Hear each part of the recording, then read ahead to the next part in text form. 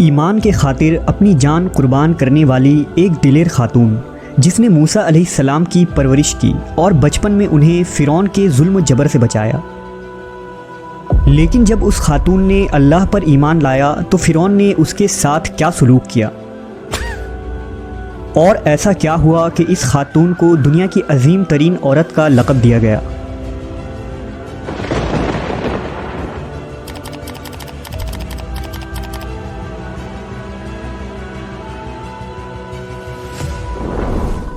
فرعون مصر کا ایک ظالم و جابر بادشاہ تھا۔ اس نے مصر میں آباد قوم بنی اسرائیل کو غلام بنا رکھا تھا اور ان پر ظلم کے پہاڑ توڑتا تھا۔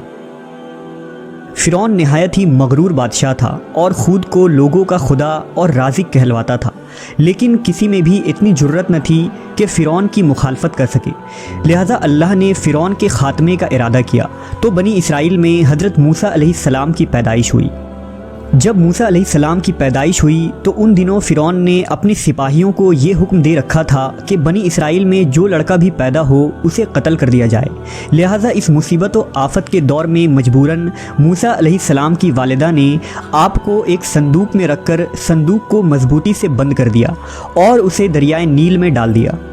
دریا سے نکل کر ایک نہر فرعون کے محل کے نیچے بہتی تھی۔ اللہ کی قدرت یہ ہوئی کہ یہ صندوق دریائے نیل سے بہتے ہوئے اس نہر میں چلا گیا۔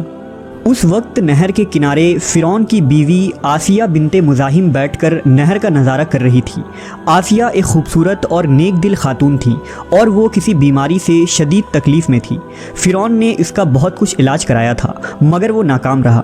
کہتے ہیں کہ کاہنوں نے اسے بتایا تھا کہ اے فرعون، ہم پیشن گوئی کرتے ہیں کہ اس دریا میں سے ایک آدمی تیرے محل میں داخل ہوگا۔ اگر اس کے منہ کی رال اس بیمار خاتون کے جسم پر ملی جائے گی تو اسے شفا ہو جائے گا۔ چنانچہ جب نہر میں بہتے اس صندوق پر آسیہ کی نظر پڑی تو اس نے ملازمین کو اسے نکالنے کا حکم دیا۔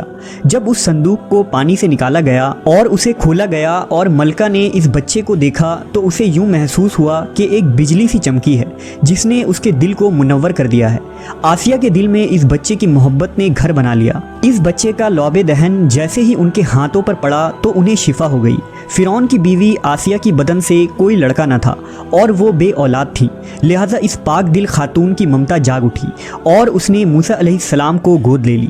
اس طرح اللہ کی قدرت سے موسیٰ علیہ السلام کی پرورش اسی فرعون کے محل میں ہوئی جس نے آپ علیہ السلام کے ہاتھوں سے ہلاک ہونا تھا۔ دراصل لفظ فرعون اس دور میں مصر کے بادشاہ کا لقب ہوا کرتا تھا۔ موسیٰ علیہ السلام کے قصے کے سلسلے میں دو فرعونوں کا ذکر آتا ہے، ایک وہ جس کے زمانے میں آپ پیدا ہوئے اور جس کے گھر میں آپ نے پرورش پائی، اور دوسرا وہ جس کے پاس آپ ایمان کی دعوت اور بنی اسرائیل کی آزادی کا مطالبہ لے کر گئے اور جو سمندر میں غرق ہو گیا۔ لہٰذا بی بی آسیہ کا خاوند جس نے موسیٰ علیہ السلام کو اپنے محل میں رکھا، اس فرعون کا نام رامسس ثانی بتایا جاتا ہے۔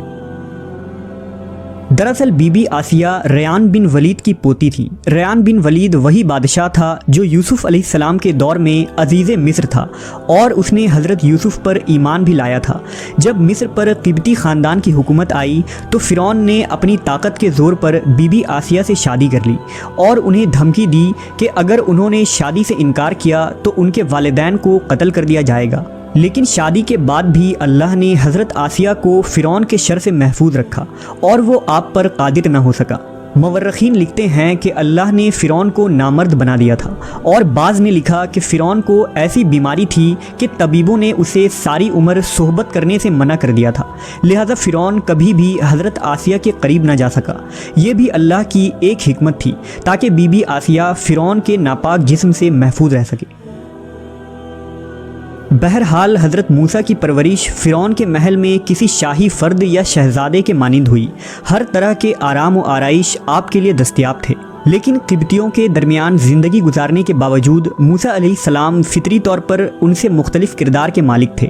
حضرت موسیٰ فرعون کے غرور و تکبر اور خدائی کے دعووں کو ناپسند کیا کرتے تھے اور ہمیشہ توحید کے متعلق واضح بات کیا کرتے جو فرعون اور اس کے درباریوں کو ناگوار گزرتی تھی۔ بہت جلد وہ وقت بھی آ گیا جب اللہ نے حضرت موسیٰ علیہ السلام کو نبوت عطا کی اور آپ فرعون کے دربار میں اسلام کی دعوت لے کر تشریف لائے۔ اس وقت فرعون کے مطالبے پر جادوگروں اور موسیٰ علیہ السلام کے درمیان سحر کا مقابلہ ہوا، جس میں حضرت موسیٰ کی عصا حقیقی سانپ میں تبدیل ہو گئی اور جادوگروں پر حق واضح ہو گیا کہ یہ اللہ کے سچے رسول ہیں جنہیں ہماری ہدایت کے لیے بھیجا گیا ہے، جبکہ فرعون اپنے انا اور غرور پر قائم رہا اور موسیٰ علیہ السلام کے دعوت کا انکار کر دیا۔ اسی دربار میں بی بی آسیہ بھی موجود تھی، لہٰذا آپ نے جب یہ سنسنی خیز منظر دیکھا تو آپ کے دل میں فوراً حق کا نور چمک اٹھا اور آپ موسیٰ علیہ السلام پر ایمان لے آئیں۔ بی بی آسیہ فرعون مصر کی بیوی اور ملکہ تھی۔ آپ کے پاس مال و دولت کی کثرت تھی، لیکن اس کے باوجود آپ غرور و تکبر کا شکار نہیں تھی، بلکہ آپ کا دل غریبوں کی محبت سے سرشار اور ان پر شفقت و مہربانی کے جذبے سے معمور تھا۔ آپ دل کھول کر ان پر صدقہ و خیرات کیا کرتی، اسی وجہ سے آپ کو ام المساکین یعنی مسکینوں کی ماں بھی کہا جاتا ہے۔ چونکہ بی بی آسیہ اپنے شوہر رامسس کے مظالم کو بھی خوب جانتی تھیں، اس لیے اپنے ایمان کا اظہار نہ کیا۔ آپ چھپ چھپا کر ایک اللہ کی عبادت کیا کرتی اور اللہ سے یہ دعا کرتی کہ اے اللہ، مجھے فرعون اور اس کے عمل سے نجات دے، میں اس کے کفریہ حرکتوں سے بیزار ہوں۔ حضرت آسیہ خفیہ طور پر موسیٰ علیہ السلام کے خدا کی عبادت کرتی اور دعا و استغفار میں مشغول رہتی، یہاں تک کہ فرعون کو ایک دن آپ کے ایمان لانے کی خبر ہو گئی۔ اس نے ایک روز اپنے درباریوں سے کہا، کیا تم لوگوں کو میری بیوی کی کچھ خبر ہے؟ تم لوگ اس کے متعلق کیا جانتے ہو؟ سب نے بی بی آسیہ کی بڑی تعریف کی اور ان کی بھلائیاں بیان کی۔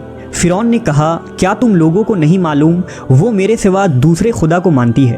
لہذا فرعون نے حضرت آسیہ کو دربار میں بلایا اور ان سے دریافت کیا کہ تو کسے اپنا معبود مانتی ہے؟ حضرت آسیہ نے دلیری اور جذبہ ایمانی سے جواب دیا کہ میں موسیٰ کے رب پر ایمان رکھتی ہوں، جو میرا، تیرا اور ہم سب کا خدا ہے۔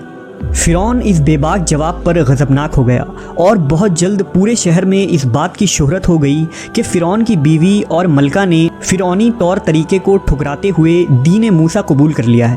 پہلے تو فرعون نے بی بی آسیہ کو سمجھا بجھا کر، ترغیب دلا کر اور ڈرا دھمکا کر موسیٰ علیہ السلام کے دین کو چھوڑنے کو کہا، لیکن جب اس نے حضرت آسیہ کے چٹان جیسے مضبوط ایمان اور جذبے کو دیکھا تو اس نے ظلم و بربریت سے کام لینے کی ٹھان لی۔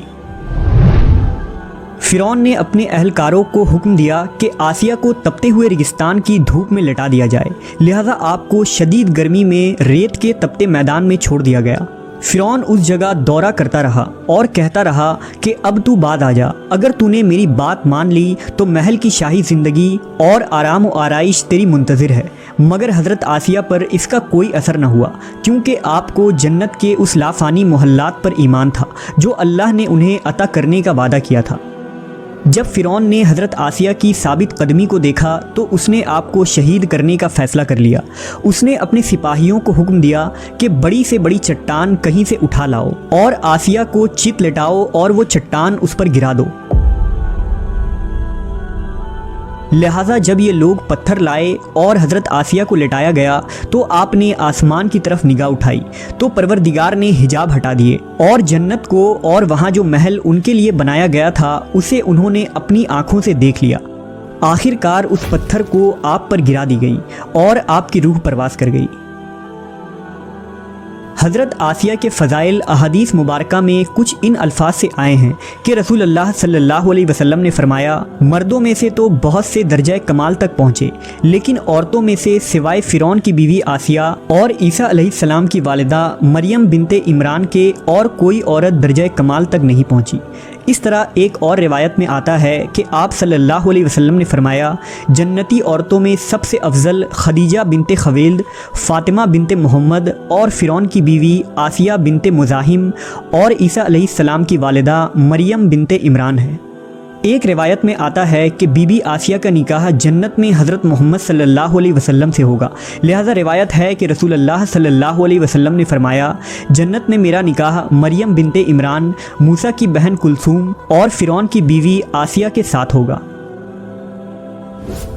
ہم نے دیکھا کہ حضرت آسیہ ایسی حکومت کے ساتھ ایسے دربار کے اندر اس قدر مال و دولت، اطاعت گزار غلام اور کنیزوں کے ساتھ میں ایک بہترین زندگی تھی، لیکن انہوں نے حق کو قبول کیا اور موسیٰ علیہ السلام کے دین پر ایمان لے آئی، حالانکہ انہیں معلوم تھا کہ ایمان لانے کی وجہ سے ان کی تمام خوشیاں اور مقام و منصب چھن سکتا ہے، یہاں تک کہ جان بھی جا سکتی ہے، لیکن آپ نے حق کو قبول کیا اور اپنے گزشتہ اعمال پر توبہ کر لی۔ بلا شبہ توبہ کرنا اور ایمان پر مضبوطی سے قائم رہنا کوئی آسان عمل نہیں، لیکن جو شخص بھی اس دنیا کی مشکلات سے گزر کر اللہ کی اطاعت کرے گا اور انسانوں کے بجائے اللہ سے ڈرے گا تو آخرت میں اس کے لیے بہترین لافانی زندگی ہے۔